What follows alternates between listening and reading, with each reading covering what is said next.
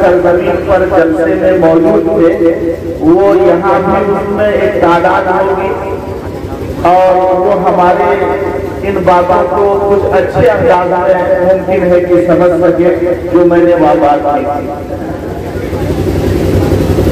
ایک حساس مسئلہ ہے جو مسلم سماج میں گشت کر رہا ہے. بڑا نازک مسئلہ ہے جس سے آج مسلم سماج جھوج رہا ہے اور موجودہ جو طبقہ ہے نوجوانوں کا وہ جذبات میں آ کر ایسی حرکت کر ڈالتا ہے کہ جس کی بنیاد پر بسا بسایا گھر جس میں کہ پھول کھل رہے ہوں نونہالوں کی شکل میں کلیاں چل رہی ہوں بچوں کی شکل میں وہ سب یکجہت مرجھا جاتا ہے اور انسان دیکھتے دیکھتے یہ محسوس کرنے لگتا ہے کہ ابھی چند سالوں پہلے جس پودے کو لگایا گیا تھا ان کے ماں باپ نے اس میں آبیاری کی تھی اور وہ تناور درخت بننے کی شکل اختیار کرنے ہی والا تھا کہ نوجوان کے جذبات نے اس درخت کو مرجھا دیا.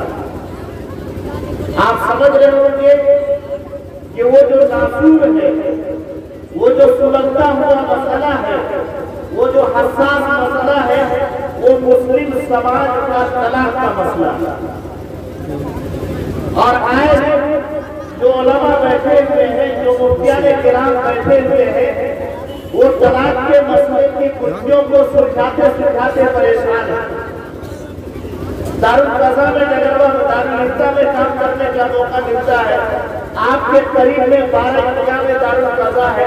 آپ جا کر قاضی صاحب سے پوچھئے یا اور کے معلوم کیجیے گا کہ اگر مہینے میں 10 مسئلے آتے ہیں دارالقضا میں یا دارالفتہ میں تو وہ 10 مسئلے یا تو طلاق کے ہوتے ہیں یا وراثت کے ہوتے ہیں. کوئی نماز کا مسئلہ پوچھنے کے لیے نہیں آتا, زکات کا مسئلہ معلوم کرنے کے لیے نہیں آتا, حج پر فرض ہے ہم حج کو کیسے جائیں اس کا طریقہ معلوم کرنے کے لیے نہیں آتا. معلوم کرنے کے لیے آتا ہے کہ فلاں نے اپنی بیوی کو 3 طلاق دے دیا ہے, اب دونوں کو ایک ساتھ رکھنے کا کیا حل ہوگا.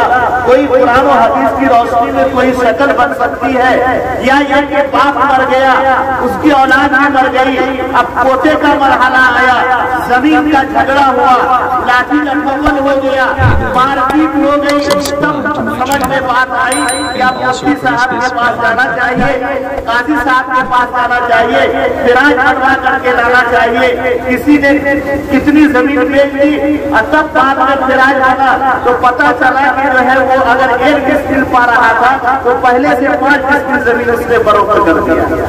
اب فراج بننے کے بعد وہی جھگڑا کھڑا ہے. یہ مسائل آتے ہیں اور اسی میں مفتیان کرام قاضی حضرات الجھے ہوئے رہتے ہیں اور ہمارا مسلم سماج اس کو سمجھنے کے لیے تیار ہے. یاد رکھو مسلمانوں, آقا صلی اللہ علیہ وسلم نے ارشاد فرمایا ہے تزوجو, اے لوگوں شادی کرو, شادی بیاہ کا معاملہ حل کرو, ولا تطلقوا, لیکن یاد رکھو کہ طلاق کا استعمال مت کیا کرو, طلاق نہ دیا کرو. آگے آقا صلی اللہ علیہ وسلم ارشاد فرماتے ہیں فَإِنَّ الطَّلَاقَ يَحْتَجُ بِهِ عَرْشُ الرَّحْمَنِ, اے لوگوں سنو, جب کوئی بندہ اس روئے زمین پر طلاق کا لفظ اپنی بیوی کے لیے استعمال کرتا ہے تو رحمان کا عرش کانپ اٹھتا ہے, رحمان کے عرش میں زلزلہ برپا ہو جاتا ہے. ابھی آپ نے استاد الاساتذہ سے رحمان کی صفت کے بارے میں سنا, لیکن طلاق ایک ایسا نحوست والا لفظ ہے کہ وہ رحمان جس کی صفات بھی آپ نے سنی ہے اس رحمان کا عرش بھی لرز اٹھتا ہے. ظاہر سی بات ہے جب رحمان کا عرش لرزے گا تو رحمان ضرور عرش سے سوال کرے گا کہ اے عرش یہ تمہارے اندر یہ جنبش کیوں آ گئی ہے, یہ کپکپاہٹ کیوں آ گئی ہے, تو کانپنے کیوں لگا ہے. تو اس وقت عرش عرض کرتا ہے کہ اے پاک پروردگار زمین پر تیرے ایک بندے نے تیری ایک بندی کو طلاق دیا ہے، اسی کی نحوست نے میرے اندر لرزہ پیدا کر دیا ہے، میں کانپ رہا ہوں۔ رحمان عرض کرتے ہیں کہ تو ٹھنڈا ہو جا، تو لرزنا بند کر دے، تو کانپنا بند کر دے، تو گواہ رہا جس نے میری بندی کو روئے زمین پر طلاق دیا ہے، قیامت تک کے لیے میری لعنت ہے ایسے بندے۔ اب بولو، اگر آقا صلی اللہ علیہ وسلم کی یہ دعا نہ ہوتی کہ پاک پروردگار میری امت کو اجتماعی طور پر ہلاک نہ کر دینا، اگر یہ دعا ہماری پشت کے پیچھے نہ ہوتی، ہمارے سروں پر نہ ہوتی، تو یقین جانیے طلاق دینے والے پر اللہ کا اتنا بڑا غصہ نازل ہوتا، اتنا بڑا غضب نازل ہوتا کہ جیسے ہی وہ شخص اپنی بیوی کو طلاق دیتا زمین پھٹتی اور اللہ تبارک و تعالیٰ طلاق دینے والے کو زمین میں پھنسا دیتا۔ اس لیے میرے نوجوانوں اور اے میرے بھائیوں، طلاق کے استعمال سے بچو، طلاق کے استعمال سے بچو۔ آپ کو بیوی اللہ نے دی ہے محبت کرنے کے لیے، آپ کو بیوی دی ہے دکھ اور سکھ کا ساتھی بنا کر بھیجا ہے، اس لیے نہیں بیوی دی ہے کہ آپ اس سے صرف گھروں کے کام لیں، بیوی اس لیے نہیں دی ہے کہ آپ اپنی مردانگی ان پر جتلائیں، بیوی آپ کو اللہ نے اس لیے نہیں دی ہے کہ آپ کو نوکر بنا کر رکھیں، بیوی اللہ نے اس لیے نہیں دی ہے کہ اگر آپ کے مزاج کے خلاف اس کی طرف سے کوئی عمل ہو گیا تو آپ اس کو بھی گالی بکیں اور اس کے خاندان والوں کو بھی گالی دیں۔ اللہ نے بیوی آپ کے لیے اس لیے نہیں پیدا کیا یا آپ کو بیوی اس لیے نہیں دی کہ اگر کوئی غلطی کر بیٹھے تو آپ اسے پوری طرح سے مار ماریں۔ یاد رکھو، جو شخص اپنی بیوی پر ہاتھ چلاتا ہے کل قیامت کے میدان میں اس کا ہاتھ کاٹ لیا جائے گا۔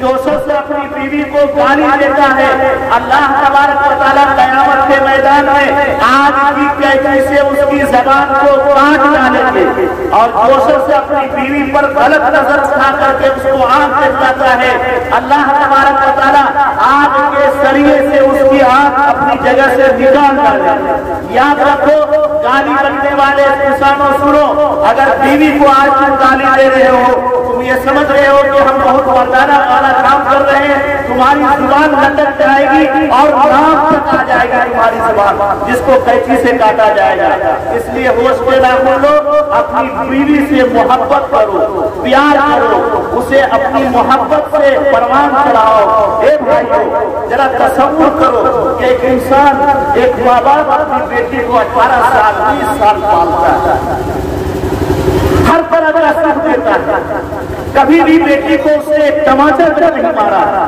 کبھی ڈانٹا نہیں ہے، اور پیار اور محبت سے پالا ہے۔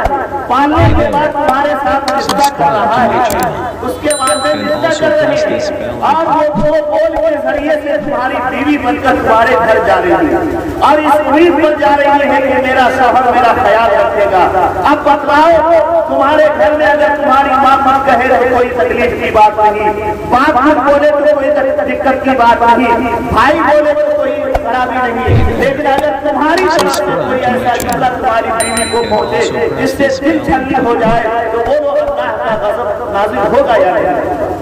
اس نے 18 سال کی محبت کو قربان کر کے، اس نے اپنے بچپنے کو قربان کر کے، بھائیوں کی محبت کو چھوڑ کر، ماں باپ کی محبت کو چھوڑ کر آپ کے ساتھ رہنے کے لیے اس نے جو ہے وعدہ کیا ہے، فیصلہ کیا ہے، زندگی گزار کرنے کے لیے تیار ہو گئی ہے، اور آپ اس کا یہ صلاح دیں کہ آپ اس کو ماریں، آپ اس کو گالی دیں، آپ اس کے ماں باپ کو برا بھلا کہیں، اور دل ان سے بھی ٹھنڈا نہ ہو تو آپ 3 طلاق کے ذریعے سے اس کو بھیجر کر دیں۔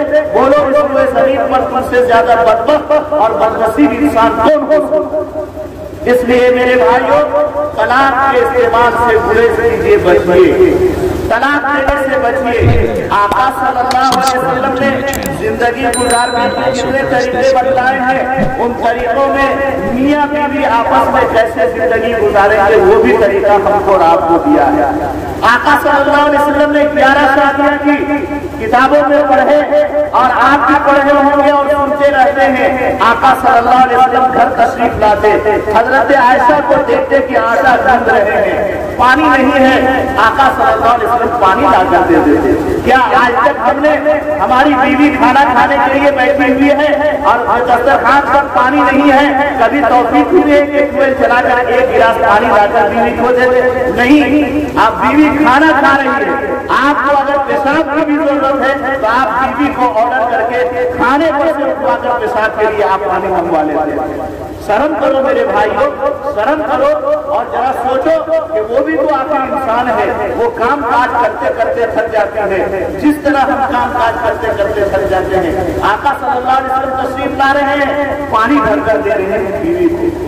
आका सल्लल्लाहु अलैहि वसल्लम तशरीफ ला रहे हैं, हजरत आयशा रोटी बेल रही है और तंदूर में डाल रही है। आका सल्लल्लाहु अलैहि वसल्लम भी लोई बना बना करके और रोटी बेल बेल करके तंदूर में डाल रहे हैं। हजरत आयशा का साथ दे रहे हैं, खाना पका रहे हैं। हजरत आयशा नहाने के लिए जा रही है, आका सल्लल्लाहु अलैहि वसल्लम ने टब में पानी भरकर लाकर दे दिया ताकि हजरत आयशा को नहाने में सहूलत हो। आज किसी मर्द ने ऐसा किया है कि एक बाल्टी पानी चला दिया हो ताकि उसकी बीवी इत्मीनान से गुस्ल कर ले? नहीं हो सकता है। लेकिन आका हमें तालीम देकर जा रहे हैं, हमें तालीम देकर जा रहे हैं। आका ने कहा, एक मर्तबा हजरत आयशा पानी पी रही है, सुनो मेरे भाइयों, एक मर्तबा हजरत आयशा पानी पी रही है, आका सल्लल्लाहु अलैहि वसल्लम की नजर पड़ी, आका ने फरमाया, आयशा जरा थोड़ा सा पानी मुझे भी देना, मैं भी पीऊंगा, और मीठा पानी देना। कौन सा पानी देना? उस गिलास में थोड़ा सा पानी छोड़ देना, उसी को मैं पीऊंगा। हजरत आयशा ने गिलास बढ़ा दिया, थोड़ा सा पानी पिया, बढ़ा दिया। हजरत आका सल्लल्लाहु अलैहि वसल्लम गिलास पकड़कर ऐसे घुमा रहे हैं, देख रहे हैं। हजरत आयशा ने पूछा कि अल्लाह के रसूल सल्लल्लाहु अलैहि वसल्लम, क्या मेरा मीठा पीना पसंद नहीं है? कहा नहीं, बल्कि मैं वो जगह देख रहा हूँ जहाँ तेरे होठ लगे हैं, ताकि मैं भी अपना होठ उसी जगह रखकर पानी पीऊँ। ये तरीका बतलाया, ये बीवी की मोहब्बत, बीवी से मोहब्बत करने का और मोहब्बत के इजहार का तरीका बतलाया। बोलो, अगर आज कोई नौजवान अपनी बीवी से इस अंदाज में मोहब्बत करे तो उस नौजवान की माँ बोलेगी ना कि मेरा बेटा जबरदस्त हो गया। ए मेरे भाइयों, जरा होश के नाम लो, और ए मेरी माँ और बहनों, अगर तुम मेरी बात को सुन रही हो तो सुनो, आका सल्लल्लाहु अलैहि वसल्लम ने क्या तरीका बतलाया है मियाँ बीवी को एक साथ जिंदगी गुजारने का। आजकल जो झगड़े होते हैं मियाँ बीवी के, और उन झगड़ों की बुनियाद पर तलाक की नौबत आती है, मैं समझता हूँ, बल्कि जो इस्तिफ्ता आते हैं, सवाल पूछने के लिए आते हैं तलाक के मसले में, तो अक्सर और बेशतर ये देखा जाता है कि दो वजहों से लड़का तलाक ले रहा है अपने समाज में। समझ लीजिए इस बात को, दो वजहों से तलाक ले रहा है।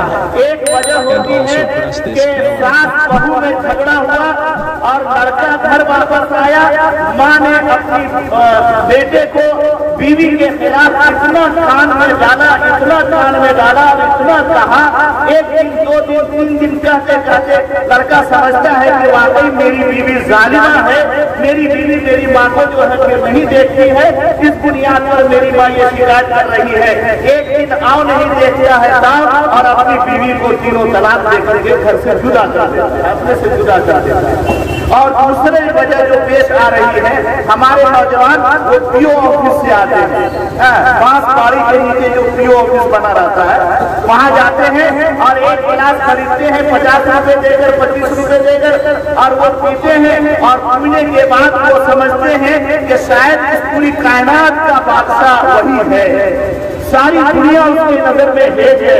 और जब वो घर आता है तो हर चीज को इंतहाई छोटा और हकीर महसूस करता है, और अचानक उसकी बीवी अगर कुछ बोल गई तो वो सोचता है अरे मैं इतना बड़ा आदमी, इतने शान वाला आदमी तो शराब के नशे में सोचता है, और ये कौन आती है मुझको समझाने के लिए, लिहाजा जाओ मैंने तुमको तलाक दिया और तुम उससे अलग हो जाओ।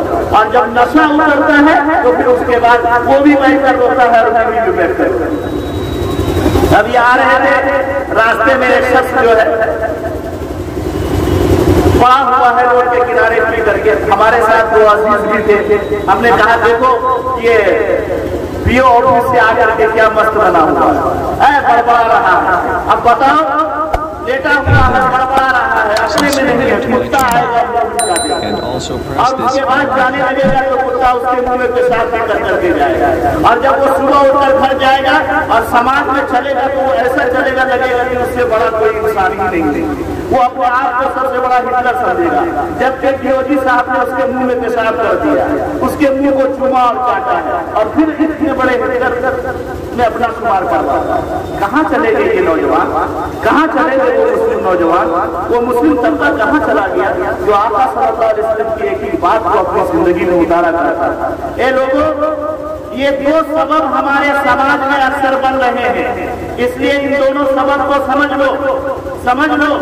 मियाँ और बीवी में तलाक की जो नौबत आती है सास बहू की वजह से, लिहाजा मैं उन औरतों से गुजारिश करूंगा जिनको अल्लाह ने सास बनने का मौका दिया, वो सास बनी हुई है, बाहर से आने वाली जो बच्ची होती है, अगर तुम उसको अपनी बेटी का दर्जा दो, अगर बेटी का दर्जा दो तो हम समझते हैं कि सास बहू का झगड़ा नहीं होगा।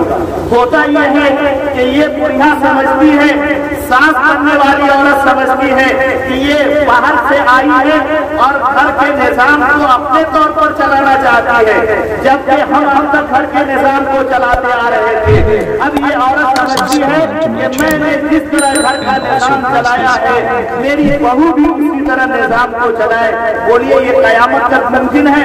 नहीं मुमकिन है। आपका जमाना कुछ और रहा, आपका दौर कुछ और रहा, आपके वक्त कुछ और चीजें रही। अब नया जमाना है, नया तरीका है और जिंदगी गुजारने की मुख्तलिफ पहलुएं हैं, उस अंदाज में वो जिंदगी गुजारना चाहती है। तो एहसास बनने वाली औरतों अपनी बहू को और बेटे को अपने तरह जिंदगी गुजारना, अपने तरह गुजारने दो। अलबत्ता उस पर निगरानी रखो कि मेरी बहू बहक न जाए, मेरा बेटा गलत कदम न उठा दे। और बहू बनकर आने वाली औरतों, लड़कियों, तुम आती हो, तुम ये समझती हो कि वो तो बूढ़ी हो गई, वो पुराने जमाने की बात करती है। नहीं, बड़ा तजर्बा रखती है घर चलाने के लिए, बड़ा तजर्बा रखती है, इसने घर को अब तक संभाल करके रखा है। और जो कुछ जायदाद है, जो कुछ प्रॉपर्टियां है, जिस बेटे को उसने इतना बड़ा किया है और इतना कुछ किया है, तो जरूर है कि उसने जो है जिंदगी में बहुत सारे तजर्बात हासिल किए होंगे। अगर तुमको उसका रहना सहना, उसका उठना बैठना या उसके किसी हरकत से तुमको नागवारी होती हो तो तुम बर्दाश्त करो और ये तसव्वुर कर लो कि मैंने एक माँ को छोड़ा है, यहाँ मुझे दूसरी माँ मिली है। अगर सास आने वाली बहू को बेटी तसव्वुर कर ले और आने वाली बहू यहाँ सास को अपनी माँ तसव्वुर कर ले और ये समझ ले कि जिस तरह माँ गलती करने पर डांटती थी, जिस तरह माँ काम काज सही नहीं करने पर वो हमको समझाती थी, सबको समझाती थी, अगर मुझसे यहाँ गलती हो रही है, मेरी सास हमको डांट रही है, तो गोया कि वो मेरी माँ के दर्जे में है। जिस तरह माँ के डांटने को वो वहाँ पूरा नहीं समझती थी, इसी तरह सास के डांट को भी वो पुराना समझे, गोया कि ये भी उसको माँ का दर्जा दे। बोलो झगड़ा खत्म हो जाएगा कि नहीं हो जाएगा? झगड़ा खत्म हो जाएगा। और ये नौजवानों, कभी ऐसा होता है कि बीवी आई, रात में सोने के लिए गए बिस्तरे पर, तो अब बीवी दिन भर का पतला जो है शौहर को सुना रही है। समझ जाओ कि तुम्हारी माँ तो ऐसे करती है, आपके भाई तो ऐसे करते हैं, आपकी बहन ऐसे करती है, अरे कुछ सामान लगते हैं सब उठा कर लेकर चला जाता है आपका भाई, आपकी बहन जो खा जाती है, ये करती है वो करती है, हमको उकता गए। ये पेट पर सोने के वक्त जो है नींद आने से पहले ये सब फिक्रे बीवी खान में डालती है। जब सुबह हुई तो माँ इंतजार में रहती है कि बेटा जब सुबह होगा काम पर जाने लगेगा तो उसको दो बात बोलेंगे, तो बेटा सुबह एक बात सुनते जाओ, क्या अम्मी जान, तो देखो तुम्हारी बीवी दिन भर जो है सिर्फ मोबाइल पर लगी रहती है, दिन भर जो है ऐसा वैसा काम करती है, मुझको वक्त खाना नहीं देती है, अगर मैं कुछ बोल देती हूँ तो मुझसे डर जाती है। इस तरह की बात माँ भी बेटे को पढ़ा रही है। सुन लो नौजवानों, माँ का हक है अपनी जगह पर, माँ को नाराज नहीं करता है, लेकिन बीवी के भी अपने हक है, बीवी को अपने से जुदा नहीं करना है। माँ का वो मकाम और मर्तबा है। आका सल्लल्लाहु अलैहि वसल्लम एक मर्तबा इरशाद फरमा रहे हैं, काश मेरी माँ जिंदा होती। सुनो नौजवानों, کاش میری ماں زندہ ہوتی، میں عشاء کی نماز کے لیے ہاتھ باندھ کر نیت باندھ لیتا، عشاء کی فرض نماز کے لیے، اور میں سورہ فاتحہ پڑھ رہا ہوتا، میری امی آتی اور دروازے پر کھڑی ہو کر کہتی بیٹا محمد، تو میں نماز کی نیت چھوڑ دیتا اور کہتا امی جان لبیک، کیا خدمت ہے، کیا بجا رہا ہوں۔ میری ماں کہتی بیٹا تو نماز پڑھ رہا تھا، تو میں یہ کہتا کہ امی جان اللہ کی عبادت ہم بعد میں بھی کر لیں گے، پہلے آپ کی خدمت ہم بجا لائیں۔ یہ اللہ کے رسول صلی اللہ علیہ وسلم نے اپنے ماں کے بارے میں اپنے جذبے کا اظہار کیا ہے۔ اے نوجوانوں، تم اپنی ماں کی سنو اور سن کر جذبات میں نہ ہو، کہو کہ امی جان آپ دونوں ساس بہو رکھتی ہیں، وہ بیٹی کا درجہ رکھتی ہیں اور آپ ماں کا درجہ رکھتی ہیں، آپ بھی ایسا طریقہ اختیار کیجیے کہ وہ بھی زندگی گزارے صحیح سے، اور ہم ان کو بھی سمجھا دیں گے۔ ہم دن بھر تھکنے کے لیے جاتے ہیں، اگر ہمارے کان میں روزانہ رس بولیے گا تو ہم کام میں کیسے من لگا کر رہیں گے۔ اور اپنی بیوی سے بھی رات کو سمجھا دے کہ دن بھر تم لوگ کیا کرتے ہو، میں رات کو آرام کرنے کے لیے تم لوگوں کو پیار اور محبت بانٹنے کے لیے آتا ہوں، اگر رات میں بھی تم دکھڑے اور فکرے سناؤ گی تو بولو سکون سے مجھے نیند نہیں آئے گی۔ اس لیے ماں باپ کے جھگڑے کو مجھے مت سناؤ، اور اگر کچھ ہو جائے وہ ماں کے درجے میں ہے تمہاری، اس لیے اسے وہ سمجھا بجھا دو، کچھ برداشت کر لو۔ بولو نوجوانوں، اس طرح اگر تم ماں کو بھی سمجھا دو گے، اسی طرح اپنی بیوی کو بھی سمجھا دو گے، تو پھر دوبارہ نہ ماں تم کو شکایت کرے گی نہ بیوی تم کو پتی پڑھائے گی، اور پھر یہ ہوگا کہ تم بھی خوش و خرم زندگی گزارو گے اور تمہارے گھر میں جھگڑے کی نوبت نہیں ہے۔ لیکن کیا کیجیے گا، آج ماں بھی پڑھا رہی، موبائل دلی میں موبائل خرید کر کے دلی سے لے کر کے آیا تھا اور موبائل لے کر کے بیوی کو گیا، پھر دلی گیا، دلی سے وہاں سے فون کر رہا ہے، بیوی استنجا خانے میں، ظاہر سی بات ہے استنجا خانے میں تو موبائل نکال کر بات کرے گی، تو وہ لڑکا وہاں پہنچا رہے، فون کیے، موبائل چھوڑ کر کے کہاں غائب ہے، پھر ایک گھنٹے کے بعد فون کیا، اتفاق سے اس وقت اس کا بیٹا پیشاب کر دیا اور اسی کا کپڑا کو دھونے کے لیے بیوی پر چلی گئی، موبائل کام پر چھوڑ کر چلی گئی۔ اب وہ لڑکا سوچتا ہے اس وقت بھی فون کیے تھے فون نہیں اٹھائے اور ابھی بھی فون کیے فون نہیں اٹھائی، کیا بات ہے؟ تو تیسری مرتبہ فون کرتا ہے تو کہتا ہے کہ پہلے امی بولو، ابھی بات نہیں کرے گا، امی بولو۔ امی سے پوچھا کہ امی ہم 2 مرتبہ فون کیے تو اللہ کی ماں جو ہے کہاں چلی گئی تھی؟ ماں نے سوچا کہ اچھا موقع ہے، ایک شکایت لگا دینی چاہیے تاکہ اوپر سے ڈانٹ پڑے۔ ماں کہتی اے بیٹا کیا کہیں گے؟ ارے جب سے تم موبائل لے کر کے گئے ہو نا، وہ تو پتہ نہیں کس سے بات کرتی رہتی ہے، کہاں سے بلاتا رہتا ہے، اور وہ موبائل لے کر کے اندر گھسی رہتی ہے، ہم کیا دیکھیں گے، ہم تو اپنے کمرے میں بیٹھ کر رہتے ہیں، اپنے حجرے میں بیٹھ کر کے۔ اب لڑکے نے سوچا کہ 2 مرتبہ فون کیے تو نہیں اٹھایا، اس کا مطلب ہے کہ دال میں کھانا ہے، بدفہمی پیدا ہوئی، ماں نے بیٹے کے دل میں بہو کے خلاف بدفہمی پیدا کی۔ اب جو اس کے بعد ماں کو کہتا کہ موبائل دے، ماں پر سے موبائل دیا، بہو کو وہاں سے اب گالم گلوچ شروع ہوا، برسنا شروع ہوا، اور برستے برستے بیوی بھی سوچنے لگی ہم تو کچھ کیے نہیں اور یہ ہم پر کیوں برس رہے ہیں، ادھر سے بیوی بھی جواب دینے لگی۔ اب جو بیوی کا جواب سنا تو کہا اب تم بھی بولنے لگی ہو، تم کو تینوں طلاق دے۔ بولو معاملہ کھڑائی میں پڑ جاتا ہے کہ نہیں پڑ جاتا ہے؟ تو جھگڑا کون لڑا رہی ہے؟ ماں لگا رہی ہے۔ اگر ماں بیوی کے بہو کے کچھ غلطی کو برداشت کر لے اور بیٹا دور دراز میں کمانے کے لیے گیا ہے، اس کے ذہن کو پراگندہ نہ کرے تو ہم سمجھتے ہیں کہ وہاں سے وہ بیٹا بیوی سے بھی اچھی طرح بات کرے گا اور اپنی ماں سے بھی اچھی طرح بات کرے گا۔ بولو کرے گا کہ نہیں کرے گا؟ اس لیے نوجوانوں موبائل کا غلط استعمال مت کرو، موبائل ضرورت کے لیے ہے اور اسے فساد کے لیے اور بگاڑ کے لیے قطعاً استعمال مت کرو۔ اور یاد رکھو میں نے بتلایا یہ 7 بہو کے جو جھگڑے ہوتے ہیں اور دوسری وجہ جو ہوتی ہے یہ شراب نوشی ہوتی ہے۔ میں نے اس جلسے میں بھی کہا تھا، میں لیٹا ہوا تھا اپنے کمرے میں، سنو، اور عورت کو بچے کو اپنے بغل میں رکھے ہوئے آتی ہے، میں دوپہر میں سو رہا ہوں، مجھے اٹھایا گیا، وہ عورت بچے کو رکھ کر میرے پاؤں پر گر پڑی اور زاروں قطار رونے لگی اور کہنے لگی کہ مفتی صاحب میں لٹ گئی، میں برباد ہو گئی، میں پریشان ہو گئی، میری عزت خراب ہو گئی۔ میں نے کہا کہ ہوا کیا ہے بولو، تو اس کو تسلی دی تو وہ بولتی ہے کہ میرا شوہر آج نشے میں جھوٹ آیا اور 12 بجے याद आया और हमें मुझे तीनों तलाक दे दिया। अब बोलिए मुफ्ती साहब मैं कहाँ जाऊँ? मैंने कहा कि वो पीने का आदमी या कहाँ मेरा शौहर रोजाना पिया करता था, मैं रोजाना समझाया करती थी, मैं उसके इंतजार में 11 बजे तक 12 बजे तक जगी रहती थी और आज आने में देर हुई तो मैंने सोचा दरवाजा लगा दूं और थोड़ा लेट जाऊं।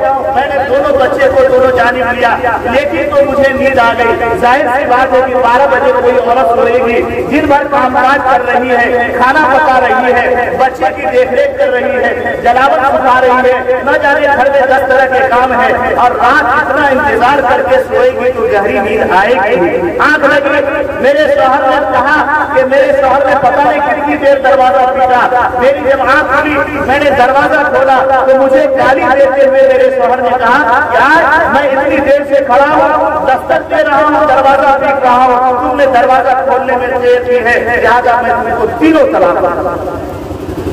बोलो ए नौजवानों, एक गिलास शराब पीकर तुम नशे में मस्त हो जाते हो या एक गिलास शराब की कीमत उस बीवी से ज्यादा है? उस एक गिलास शराब की अहमियत वो फूल जैसे बच्चों से ज्यादा है जिसकी जिंदगी को तुमने वीरान कर दिया, उजाड़ दिया। बोलो अल्लाह का गजब नाज़िल होगा कि नहीं होगा? अल्लाह का कहर नाज़िल होगा कि नहीं होगा? इसलिए नौजवानों अपने आप को संभालो, जज्बात में न आओ और कलाम का इस्तेमाल बदरते मजबूरी किसी को अगर पेश आए तो बदरते मजबूरी करो। मैंने शुरू में 2 आयतें पढ़ी थी, अब आइए उन 2 आयतों में तलाक से बचने का तरीका अल्लाह तबारक व तआला बतला रहे हैं।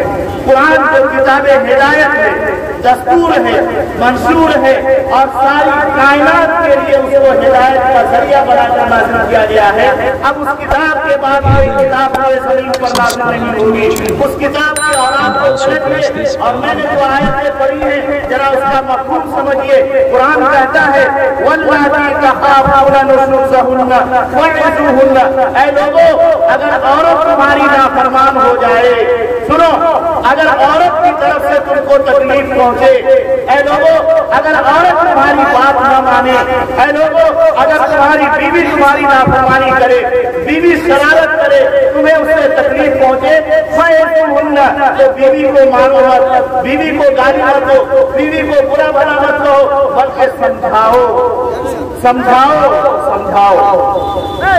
बीवी की तरफ से तकलीफ आ रही है, मर्द की तरफ से तकलीफ नहीं पहुंच रही है, बीवी की तरफ से शरारत हो रही है, बीवी अनशन कर रही है, बीवी शरारत कर रही है, बीवी घर में बछड़े और झमेले कर रही है, तो कुरान कहता है कि अगर बीवी शरारत करे तो मारो नहीं, बीवी बदमाशी करे तो उसको गाली ना दो, बीवी नाफरमानी करे तो उसके खानदान को गाली गलौज मत करो, फ़अज़ूहुन्ना, उसको समझाओ। अगर समझ जाए तो बड़ी अच्छी बात है और अगर समझाने पर भी न समझे वहजुरूहुन्ना फिल मज़ाजिर, तो बिस्तरा अलग कर दो, सोना अलग कर दो, हाँ बेड अलग कर दो, कमरा अलग कर लो, सोने की ऐसी कैफियत बना लो कि बीवी ये समझे कि अब हमारे साथ सोने के लिए शौहर तैयार नहीं है। अगर इस पर भी उसको समझ में न आए तो आगे कह रहा है वज़रिबूहुन्ना, फिर उसको सख्ती करो उस पर। सख्ती का मतलब ये है कि हाथ उठाओ, चेहरे तक ले जाओ, ऐसे उठा करके तुम मारेंगे, लेकिन मारो। और अगर मारोगे तो क्या करो, मिसवाक से मारो। अरे मिसवाक से चोट लगेगी? नहीं लगेगी। और चेहरे पर मत मारो, नरम जगह पर मत मारो, और इतनी जोर से मिसवाक से न मारो कि दांत पड़ जाए, निशान पड़ जाए। वज़रिबूहुन्ना, मारने का भी तरीका हदीस में लिखा हुआ है। अरे रुमाल लेकर बच्चे ऐसे खेलते हैं ना, उससे किनारे से चोट लगती है, तो रुमाल के उसी पल्लू से मारो, उसी किनारे से मारो। ये एहसास दिलाने के लिए कि मेरा शौहर मुझसे इतना नाराज हो गया है कि अब जो है हाथ उठाने पर मजबूर हो गया है। अगर हमने और ज्यादा शरारत की और नाफरमानी की तो शायद मुझे डंडे से मार पड़ेगी या अपने हाथ से वो मारने लगेंगे। ये तीसरे दर्जे में तंबीह करने के लिए कहा गया है। पहले कहा गया औरत शरारत करे, फ़अज़ूहुन्ना, उसको समझाओ, اگر سمجھ سے بھی کام نہ چلے تو بستر الگ کر دو، اگر اس سے بھی کام نہ چلے تو مارو، لیکن مسواک سے مارو، چادر کے پلو سے مارو، رومال کے کنارے سے مارو، زور سے نہ مارو، چہرے پر نہ مارو، داغ نہ پڑے اتنی زور سے نہ مارو، تنبیہ کرو تنبیہ کرو۔ اگر ان 3 مرحلوں میں بھی بیوی سمجھ نہیں پا رہی ہے تو پھر چوتھا مرحلہ حجت تمام کرنے کے لیے وَإِنْ خِفْتُمْ شِقَاقَ بَيْنِهِمَا فَابْعَثُوا حَكَمًا مِنْ أَهْلِهِ وَحَكَمًا مِنْ أَهْلِهَا إِنْ يُرِيدَا إِصْلَاحًا يُوَفِّقِ اللَّهُ بَيْنَهُمَا إِنَّ اللَّهَ كَانَ عَلِيمًا خَبِيرًا۔ اے لوگوں، اگر بیوی 3 مرحلے میں بھی نہیں سمجھ رہی ہے تو ایک آدمی بیوی کے خاندان سے لو اور ایک آدمی تم اپنے خاندان سے لو، دونوں کو ایک جگہ بٹھاؤ، تم بھی اپنی بات رکھو اور بیوی بھی اپنی بات رکھے، اور یہ دونوں آدمی جو آئے ہیں یہ صلح کرنے کے لیے، پنچیتی کرنے کے لیے، تو ان کی نیت بھی درست ہو۔ ایسا نہ ہو کہ چلو اور بکھرے لگا دیں گے اور بال کی بات میں بال کی کھال نکال کر معاملے کو الجھا دیں گے، نہیں، ان یریدا اصلاحا، کہ دونوں کی نیت صلح کرنے کی ہو، اور اس نیت سے آئے کہ چلو میاں بیوی میں جھگڑا ہو گیا ہے، مجھے بلایا جا رہا ہے صلح صفائی کے لیے، تو ایسی تدبیر اختیار کریں گے کہ دونوں میں پھر جوڑ پیدا ہو جائے، جو ٹکراؤ ہو رہا تھا وہ ٹکراؤ ختم ہو جائے، یوفق اللہ بینہما۔ آگے اللہ تعالیٰ فرماتے ہیں کہ ان دونوں حکم اور پنچیتی کرنے والے کے دل میں اللہ ایسی بات ڈال دیں گے اور وہ ایسا فیصلہ کر جائے گا کہ دونوں میاں بیوی سیر و شکر ہو جائیں گے اور خوش خوش اگلی زندگی گزاریں گے۔ اگر حکم بھی بیٹھا لیا، پنچیتی بھی کر لیا، یہ چوتھا مرحلہ بھی گزر گیا، لیکن بھی جو جھگڑا ہو رہا ہے میاں بیوی کا، بات بڑھتی جا رہی ہے، 4 مرحلے طے کیے قرآن نے، اور آپ کو 4 مرحلہ دیا کہ بیوی شرارت کرے تو پہلے سمجھاؤ، نہ مانے تو بستر الگ کرو، نہ مانے تو جو ہے تنبیہ کرو، نہ مانے تو 2 آدمی کو الگ الگ دونوں خاندان سے بلا کر معاملے کو سمجھاؤ، اگر اس کے باوجود معاملہ نہ سمجھ سکے اور نبھاؤ کی کوئی شکل باقی ہے، تب شریعت نے کہا تھا 1 طلاق، کیا کرو 1 طلاق، 3 طلاق سمجھ لیجیے۔ 1 طلاق دینے میں فائدے ہیں، فائدے کیا ہے؟ اگر عورت کو عدت کے اندر لوٹانا چاہیں گے تاکہ اس عورت کو لوٹا، اور عدت گزر گئی تو دوبارہ نکاح کر کے لوٹا سکتے ہیں۔ 1 طلاق دیا۔ عدت کیا ہے؟ عورت کو طلاق کرنے کے بعد اگر وہ عورت حائضہ ہے، یعنی ہر مہینے حیض آ رہا ہے، حیض کا خون، تو 3 حیض گزر جائے اس کی عدت پوری ہو جائے۔ عدت پوری ہونے کے بعد وہ بھی کہیں شادی کر لے، یہ بھی کہیں شادی کر لے، ایک تو مرحلہ یہ ہے۔ اور اگر یہ چاہتا ہے کہ میں اسی کو لوٹا لے، عدت گزرنے کے بعد دوبارہ نکاح کر لے۔ اگر 3 حیض گزرنے سے پہلے چاہتا ہے کہ ہم اسی کو بیوی بنا کر رکھیں اور بیوی بھی چاہتی ہے کہ ہم کو لوٹا لے، تو یہ مرد جا کر کے بیوی سے کہے گا کہ آؤ آج سے ہم دونوں میاں بیوی بن کر رہیں گے، جو کرنا تھا کر لیے، اب آگے غلطی نہیں کریں گے، بس میاں بیوی بن کر کے زندگی گزاری ہے، کوئی دقت کی بات۔ بولیے 1 طلاق دینے میں آسانی ہے کہ نہیں؟ اور 3 طلاق دینے کے بعد کیا ہوگا؟ آپ الگ اور بیوی الگ۔ اب میاں بیوی کا کوئی رشتہ نہیں رہا، بیوی اپنے خاندان کے پاس چلی جائے گی اور آپ اپنے خاندان میں مل جائیں گے۔ اب عدت گزرنے کے بعد نہ عدت سے پہلے اس سے نکاح کر سکتے ہیں، نہ عدت گزرنے کے بعد 3 طلاق والی عورت سے آپ نکاح کر سکتے ہیں، وہ شوہر نکاح کر سکتے ہیں، کسی اور مرد سے نکاح کر لے یا کسی اور لڑکی سے نکاح کر لے۔ اب طریقہ اور بہتر طریقہ یہی ہے، لیکن اگر اسی کو لوٹانا چاہتے ہیں، اسی کو لوٹانا چاہتے ہیں تو اس کے لیے حلال شرعی کی گنجائش رکھی گئی۔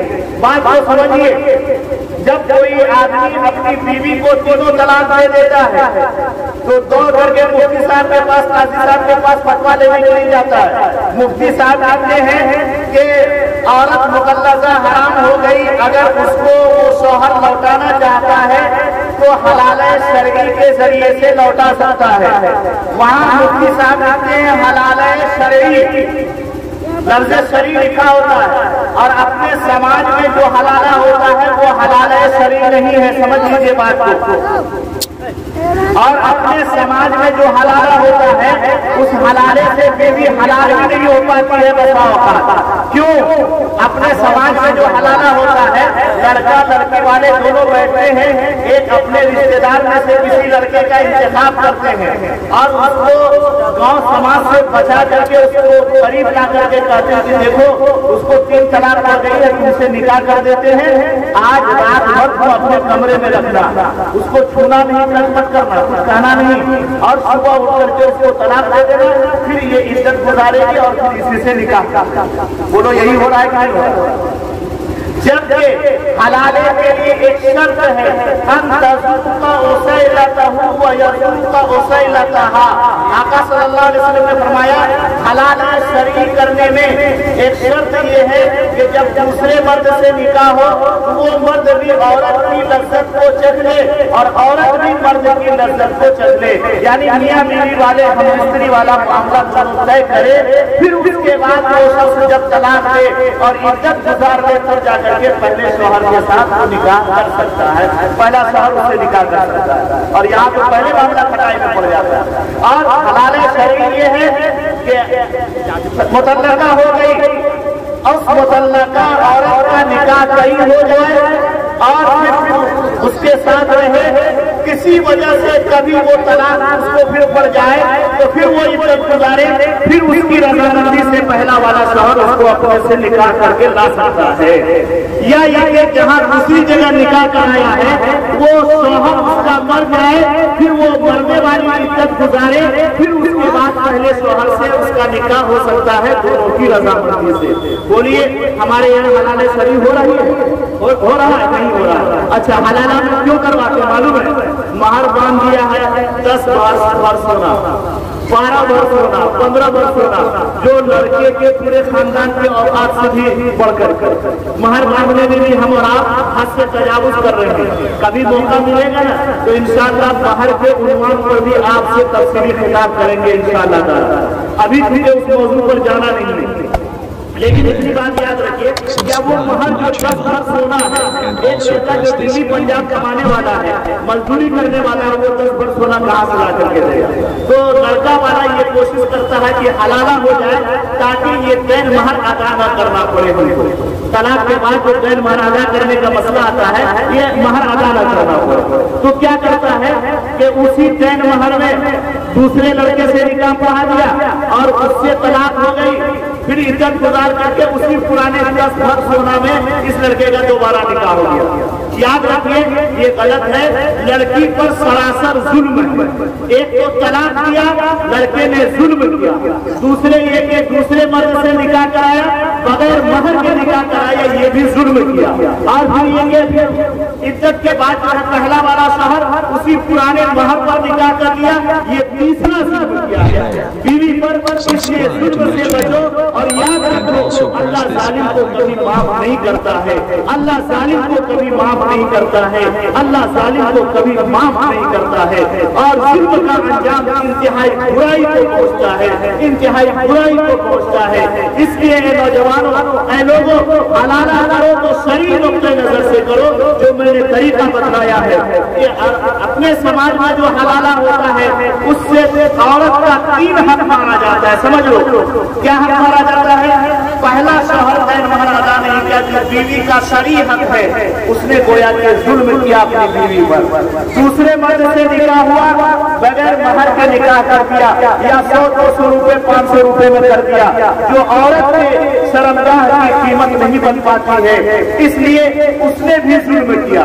फिर उसके बाद वो मुतल्लका हुई और पहले शौहर के पास आई और पुराने दैन महर पर निकाह कर लिया, यहाँ भी दैन महर नहीं बांधा, तो ये भी तीसरा जुल्म है। याद रखो पहले शौहर को अपना दैन महर अदा करना, दूसरे के यहाँ निकाह हुआ वहाँ भी उसी तरह दैन महर बांधा जाए लड़के की हैसियत को देखकर, और जब वो लड़का तलाक है तो औरत को उसका भी महर दिया जाए, वो लड़का भी महर अदा करे। फिर पहले वाले शौहर से निकाह जब अमल में आए तो यहाँ वो 10 बार सोना नहीं बल्कि अलग से फिर 10 बार सोना बांधे और दोबारा निकाह करवावे।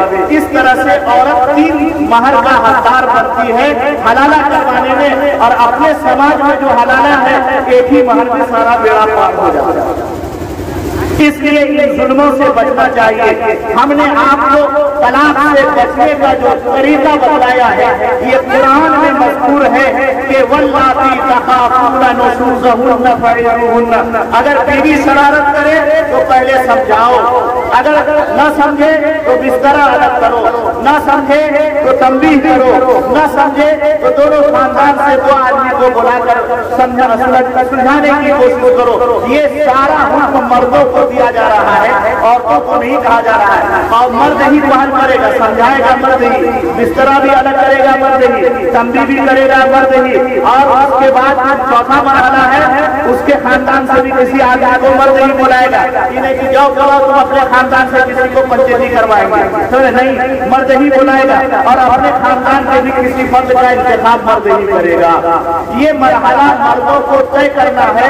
ان مرحلے کے بعد بھی بیوی مان کر نہ دے، نبھاؤ کی شکل نہ پڑے تو میرے بھائی ایک طلاق دے کر کے چھوڑ دیجیے تاکہ آپ عزت کے اندر بھی اس سے رجوع کر سکیں. اور عزت گزرنے کے بعد بھی آپ کو پچھتاوا ہو تو صرف نکاح کر کے اس کو لوٹا سکیں. اگر یہ صورتحال ہم اپنے سماج میں رائج کریں گے تو بولو میرے بھائی طلاق کی نوبت پڑے گی؟ نہیں پڑے گی. ہم نے غلط استعمال کیا طلاق کا، ہم نے طلاق کا بھیجا استعمال کیا، اسی لیے ہم پر ظالم حکومت مسلط ہوئی اور اس نے ایسا قانون بنا دیا ہے کہ اگر کوئی انسان ایک لفظ طلاق دے جاتی تو بغیر ضمانت کے 3 سال وہ جیل کی ہوا کھائے گا اور اس 3 سال کے وقفے کا بھی کھانا خرچہ سب بیوی کو اسی کو دینا پڑے گا.